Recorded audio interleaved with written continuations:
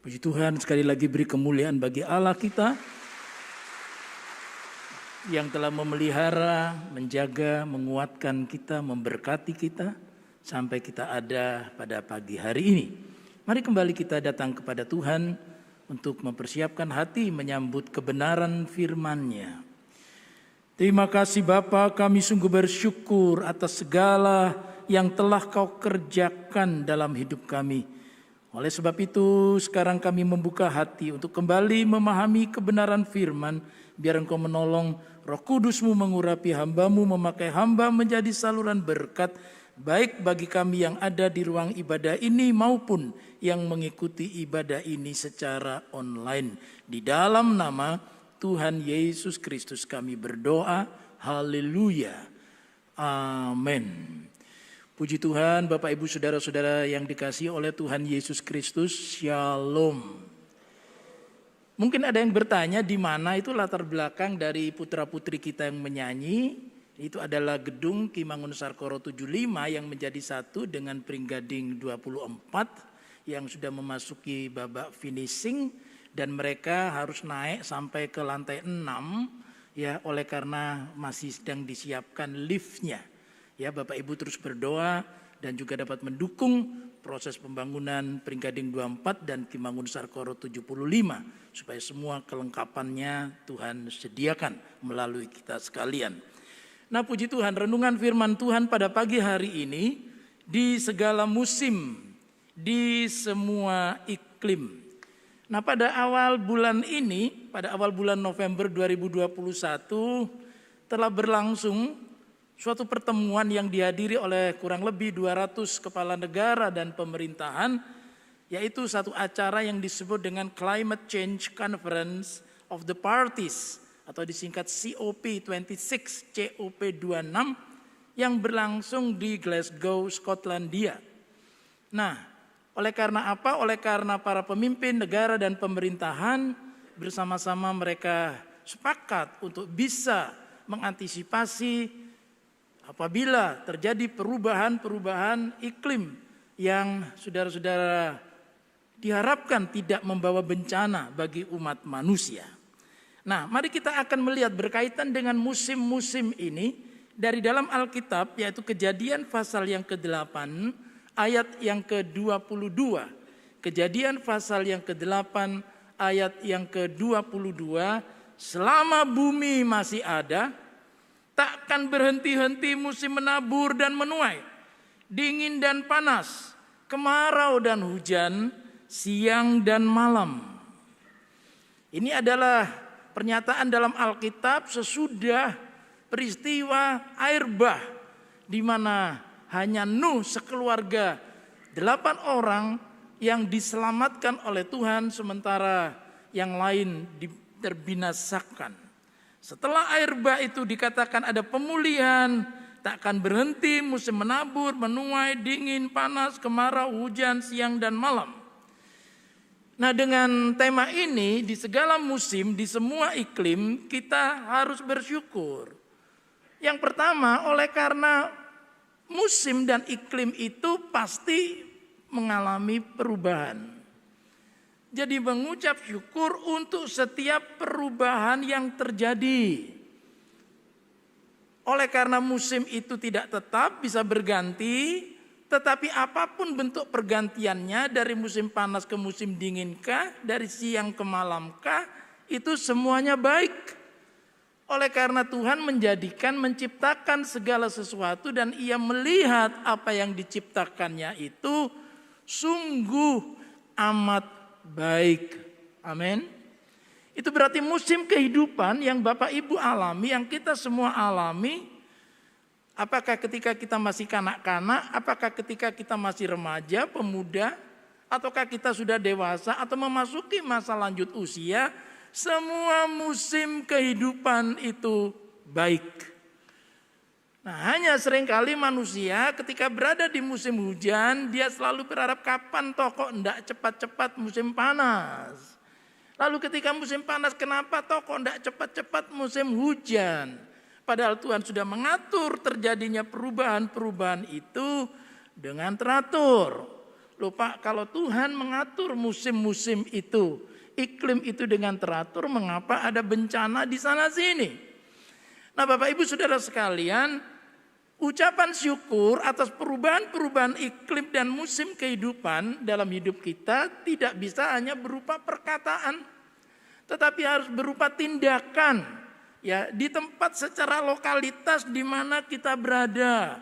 Bagaimana supaya tidak terjadi banjir? Jangan buang sampah di kali, di sungai, di got. Buanglah sampah pada tempatnya. Bagi Bapak Ibu Saudara sekalian yang mungkin memiliki usaha-usaha berkaitan dengan penggunaan hasil hutan, tolong hutan itu setelah ditebang itu dilakukan peremajaan atau reboisasi. Ya, apabila tempat-tempat di perbukitan itu lalu dijadikan perumahan, ya jangan heran kalau tidak ada reboisasi, tidak ada tempat di mana air itu menyerap. Sehingga kemudian menggusur lahan itu terjadilah longsor dan terjadilah banjir.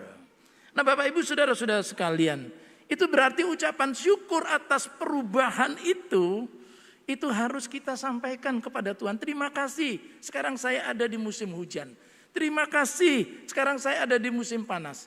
Terima kasih, ini waktu siang. Terima kasih, ini waktu malam. Terima kasih Tuhan, ini musim dingin misalnya. Nah Bapak Ibu Saudara sekalian, untuk setiap perubahan itu kita perlu ucapkan syukur. Jadi pengucapan syukur harus terjadi di segala musim, di semua iklim. Apapun, karena semuanya sungguh amat baik. Nah yang kedua, kita perlu waspada, sebab apa? Sebab dengan terus terjadinya perubahan itu, orang bisa berpikir begini, oh ya, selalu berubah. Berarti tidak ada sesuatu yang bersifat tetap. Seorang filsuf Yunani kuno bernama Heraklitos, dia menggunakan istilah pantarei. Pantarei itu artinya semuanya mengalir. Ya, coba lihat air sungai itu. Di sungai itu air itu mengalir. Tidak pernah ada tanda petik saudara-saudara air yang sama yang saudara lihat ketika saudara lihat air itu, ya air, tetapi air yang saudara lihat sudah ada di sebelah sana dan ini air yang mengalir sudah air yang lain lagi. Lalu diistilahkan pantarei. Tidak ada yang tetap kecuali perubahan itu sendiri. Nah kita perlu waspada dengan ungkapan itu. Mengapa? Karena kalau kita terus menerus hanya mengucap syukur untuk perubahan-perubahan itu, lalu kita merasa tidak ada yang bisa dijadikan pegangan. Saya berpegang ke sini berubah. Saya ingin mengandalkan itu berubah. Berarti tidak ada dong yang bersifat tetap. Ya. Lalu bagaimana ini? Nah sehingga ucapan syukur perlu saudara-saudara lakukan yang pertama tadi untuk perubahan yang terjadi.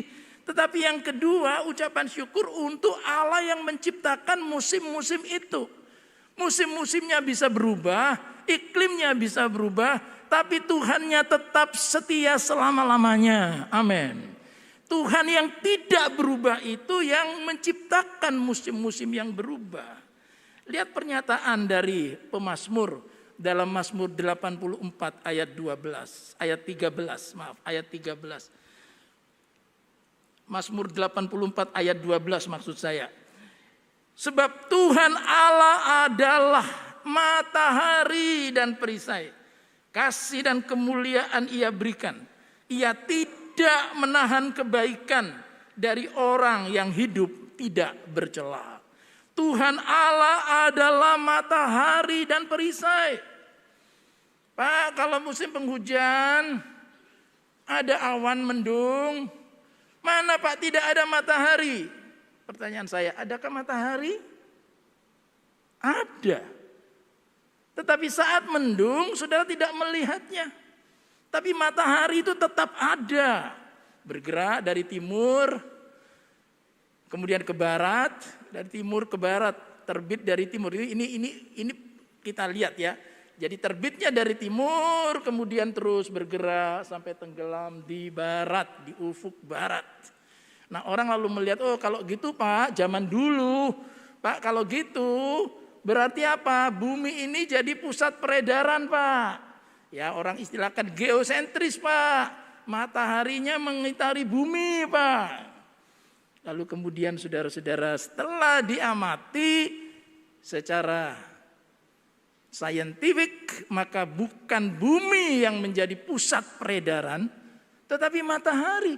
Lah itu Pak, mataharinya gerak, itu saudara-saudara disebut dengan gerak semu.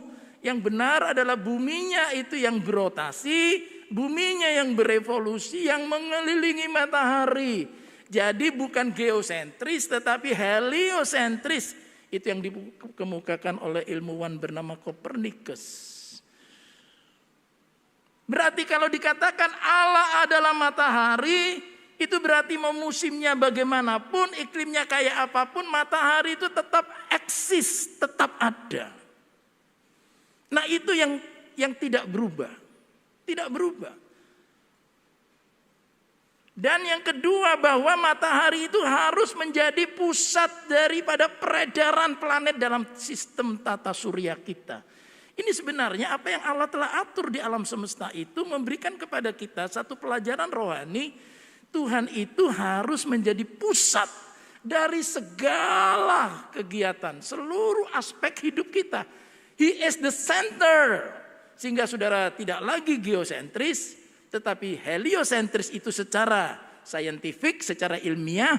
Tetapi secara rohani kita harus teosentris dan kristosentris. Berpusat kepada Allah dan Kristus semua, seluruh aspek hidup kita. Mau musim apapun, kita bersyukur sebab di tengah-tengah segala perubahan yang terjadi, di tengah-tengah segala ketidakpastian, kita memiliki Allah yang tetap sama dulu, hari ini, bahkan sampai selama-lamanya. Nah, kalau kita tidak mampu sudah memahami ini, maka kita lalu menjadi orang yang disebut saudara-saudara relativisme.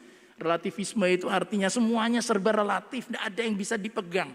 Tetapi dengan pernyataan ini, Tuhan Allah adalah matahari dan perisai. Ia tetap memberikan kasih, kemuliaan, tidak menahan kebaikan. Walaupun mungkin untuk sesaat. Saudara-saudara, oleh karena ada mendung, oleh karena ada yang sepertinya menutupi. Tapi matahari itu tetap ada. Dan belakangan kita tahu matahari, saudara-saudara, semakin dijadikan sebagai sumber energi terbarukan. Termasuk Indonesia, kita berdoa supaya pemanfaatan terhadap matahari yang limpah di negeri kita itu tidak dibuang cuma-cuma. Karena saudara-saudara, matahari itu bisa memberikan energi yang begitu besar. Nah, Bapak Ibu Saudara sekalian, setelah kita melihat tentang yang kedua ini, ucapan syukur kepada Allah yang tidak berubah, lalu Ia menciptakan musim-musim yang berubah. Tetapi begini Pak, kalau Allah itu baik, tadi tidak menahan kebaikan, kemuliaan Ia berikan. Tapi mengapa Pak masih ada orang yang hidupnya itu mengalami keterpurukan Pak? Bahkan orang Kristen, anak Tuhan Pak. Bapak Ibu Saudara sekalian, itu juga dinyatakan oleh Nabi Habakuk ya. Habakuk pasal 3 ayat 17. Habakuk pasal 3 ayat 17. Sekalipun pohon ara tidak berbunga. Ini bicara pertanian. Pohon aranya tidak menghasilkan bunga. Pohon anggur tidak berbuah. Hasil pohon zaitun mengecewakan. Sekalipun ladang-ladang tidak menghasilkan bahan makanan.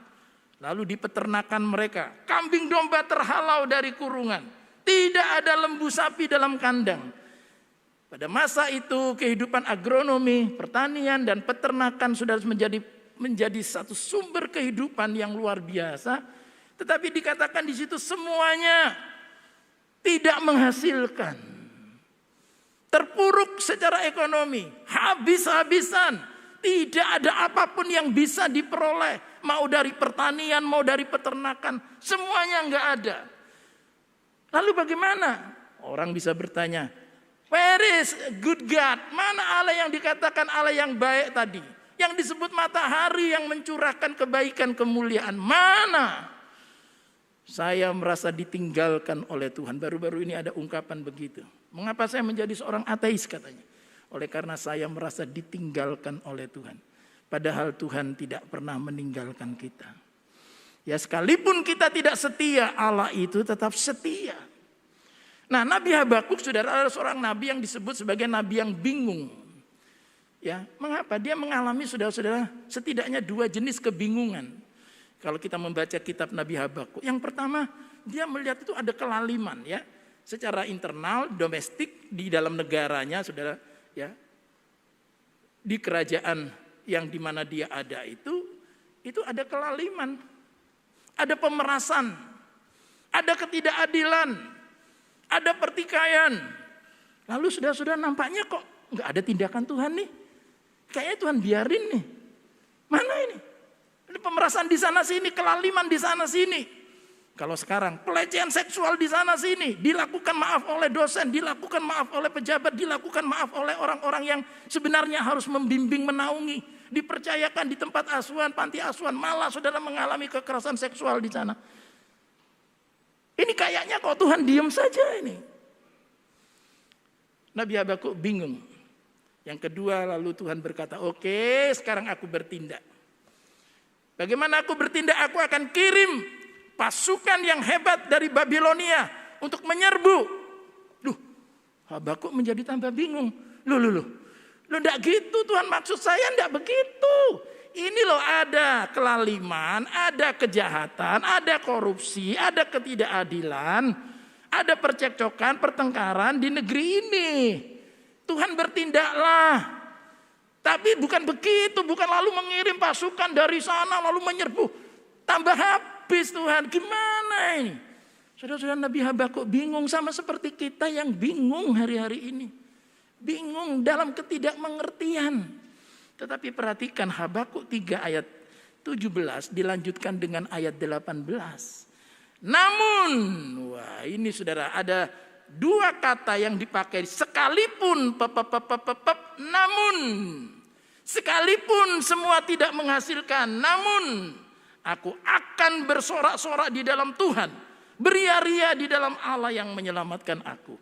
Pak, dalam kondisi terpuruk, dalam kondisi yang sulit, kalau orang masih bisa bersorak-sorak, beria-ria, ekonominya habis, semuanya nampaknya gagal, itu kayaknya, maaf, agak begini Pak. Mestinya kan sedih Pak. Mestinya kan malah bisa menyalahkan sana sini Pak. Mestinya kan wajar menyalahkan Tuhan Pak. Ini beria-ria ini dalam kondisi seperti itu, ya kemungkinan dia sudah sangat stres Pak. Akhirnya tertawa sendiri. Tidak Bapak Ibu. Kalau sampai Habakuk bisa bersorak-sorak, beria-ria tadi yang dinyanyikan juga oleh Pak Hari, bersuka cita karena Tuhan sudah berkarya dalam hidup kita. Karya apa Pak tadi? Saudara-saudara, syukur yang ketiga itu harus didasarkan dengan iman. Itulah sebabnya saudara-saudara Habakuk berkata, walaupun aku tidak mengerti, banyak hal yang tidak bisa aku pahami. Sepertinya ada kelalaian dari tanda petik, Tuhan berdiam diri tidak ngapa-ngapain ketika terjadi sesuatu yang tidak beres. Tapi kemudian ketika Tuhan bertindak malah mengirimkan tentara dari Babel menghancurkan negeriku. Tidak ngerti aku, tidak ngerti. Tapi dia dalam keadaan tidak mengerti. Sudah dia dapat pesan Tuhan dalam Habakuk 2 ayat 4. Sesungguhnya orang yang membusungkan dada tidak lurus hatinya, tetapi orang yang benar itu, orang yang ngerti Tuhan itu, orang yang kenal Tuhan itu akan hidup oleh percayanya. Walaupun banyak hal ku tak mengerti, banyak hal ku tak pahami, tetapi just one thing I will do. Hanya satu yang akan kulakukan. I trust in Him. Aku tetap percaya God is good. Mungkin aku tidak paham, tidak bisa memahami, bingung. Tetapi orang benar hidup oleh percayanya. Amin. Ucapan syukur bukan hanya saudara-saudara melihat situasi kondisi, tetapi berfokusnya itu kepada Tuhan yang tidak berubah tadi. Dalam kegagalan tadi, dalam keterpurukan tadi, tetap percaya. Itulah sebabnya Bapak Ibu Saudara sekalian, Rasul Paulus berkata, 2 Korintus 5 ayat 7, sebab hidup kami ini adalah hidup karena percaya, bukan karena melihat. Hidup ini, ucapan syukur ini didasarkan karena percaya, bukan karena melihat. Sebab kalau kita hanya mengandalkan syukur kita kepada yang kita lihat, yang kita alami, maka kita bisa saudara-saudara mengalami fluktuasi dalam ucapan syukur kita. Tidak bisa acak, tidak bisa konsisten. Karena apa? Ya kalau tanggal muda puji Tuhan, haleluya. Tanggal tua? Ya bersyukur saudara kalau dari tanggal muda sampai tanggal tua saudara-saudara bisa tetap stabil.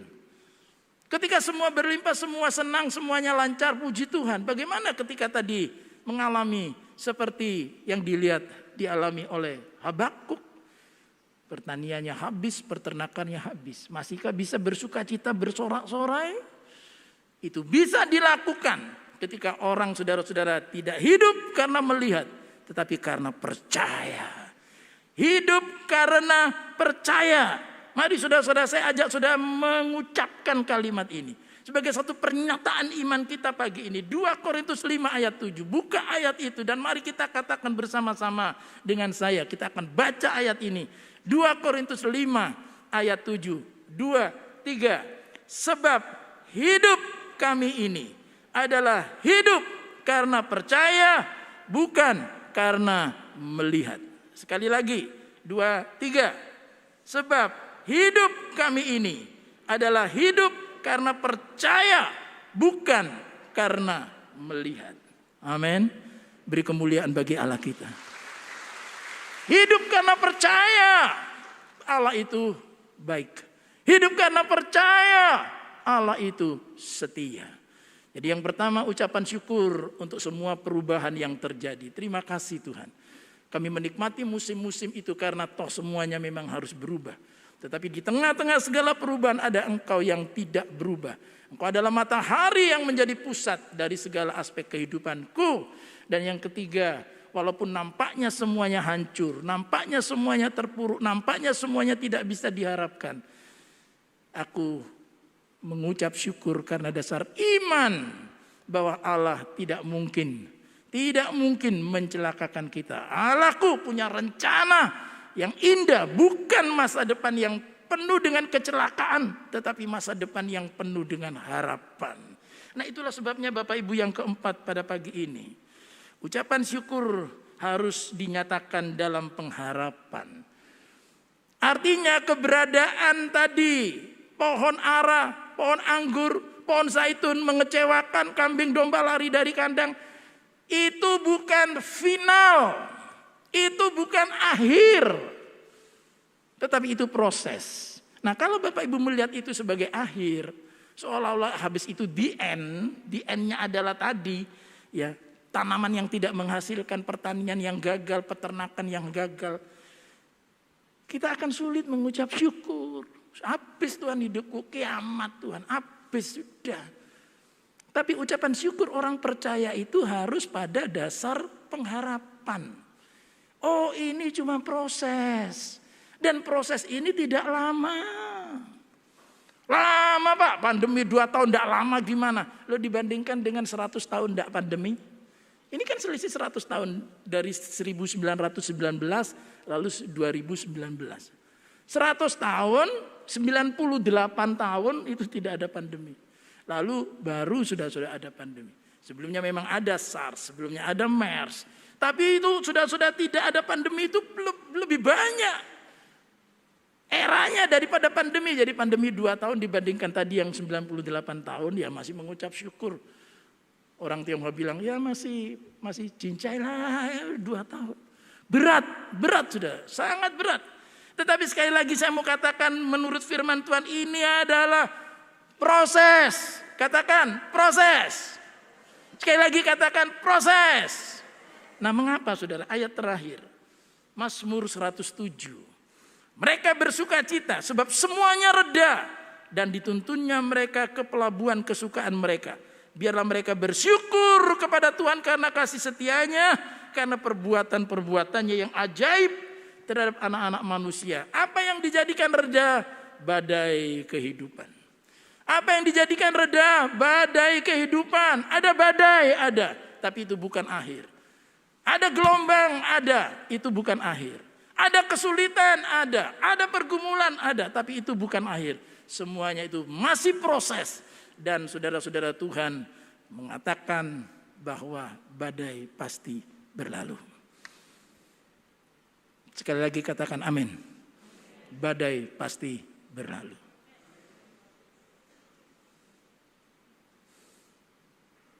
Kalau kita tidak memiliki pengharapan, habis. Pengharapan adalah sesuatu yang mendrive kita, memotivasi kita untuk terus bergerak, untuk maju. Ada kesulitan Pak? Banyak. Ada kegagalan? Pernah. Keterpurukan saya sedang alami. Tapi ini proses. Dan Tuhan sedang menuntun kepada masa depan yang penuh dengan harapan. Mari kita akan berkata, aku mau selalu bersyukur. Selalu bersyukur. Dalam setiap musim, dalam semua iklim, apapun. Sebab Tuhan adalah matahari. Dan perisai yang tidak pernah menahan kebaikannya bagi kita yang hidup tidak bercela. Haleluya.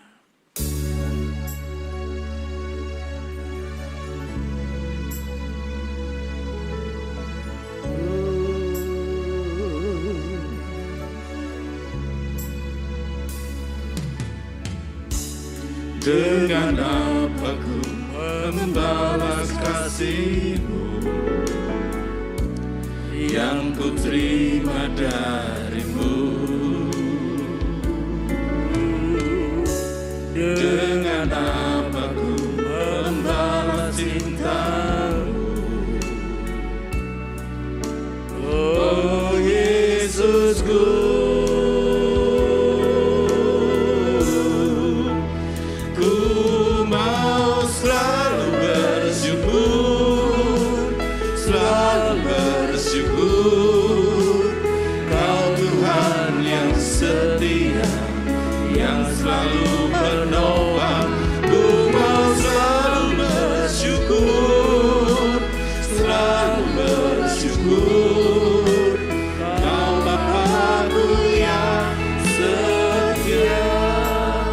kita bangkit berdiri, kita akan menaikkan pujian membalas kasih yang ku terima dari-Mu.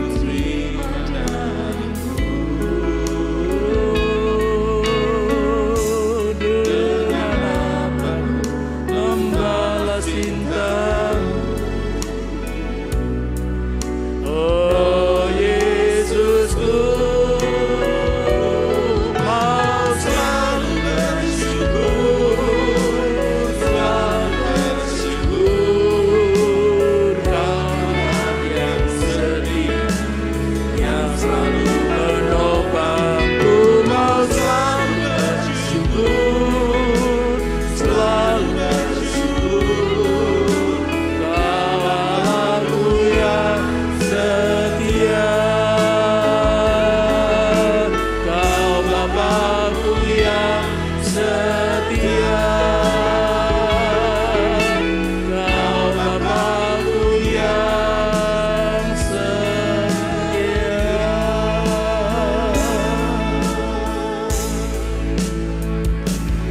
haleluya, haleluya, haleluya.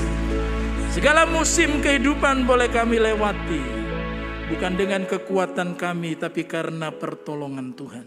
Dan kami percaya di tengah-tengah segala sesuatu yang berubah, kami memiliki dan dimiliki oleh Allah Bapa yang kami kenal di dalam nama Tuhan Yesus Kristus. Allah yang setia, yang tidak berubah.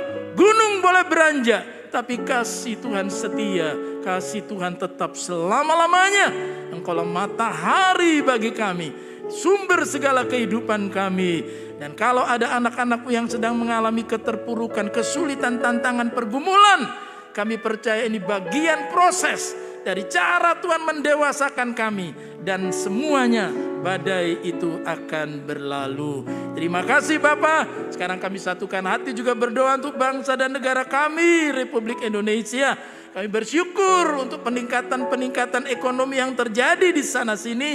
Kami tetap juga Tuhan bersyukur untuk Tuhan melandainya COVID, dan kami mau berjaga-jaga, tetap waspada.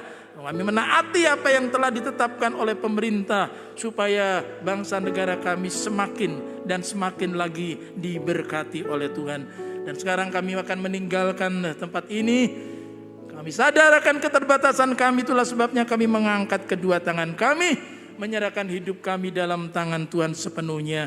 Saudara-saudara yang kekasih, setelah bersama-sama kita beribadah, Sekarang terimalah berkat yang melimpah ruah, yang turun dari tata kasih Allah Bapa di dalam kuasa kemenangan dan kebenaran dari Yesus Kristus Tuhan kita, serta penghiburan dan pertolongan dari Roh Kudus menyertai saudara sekalian mulai pagi ini sampai Maranatha. Tuhan Yesus Kristus datang kembali dalam kemuliaannya. Haleluya. Amin.